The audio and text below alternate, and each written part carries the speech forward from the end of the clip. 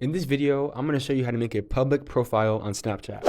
But before we do that, go ahead and hit that subscribe button down below. So first, open up Snapchat. And then you want to go to your profile on the top left, and then go to the top right and hit the gear icon. Then scroll down until you see privacy control. Then once you reach privacy control, we want to make sure these are turned to everyone as much as possible.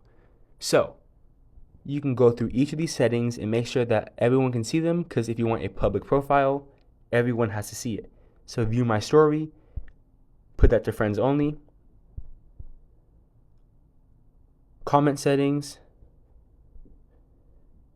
you can do see my location, activity indicator. Basically, you go in here and you change all of the settings to make it a public profile. If this video helped you out, go ahead and hit that subscribe button, like, and comment with any questions you have. I will see you in the next video.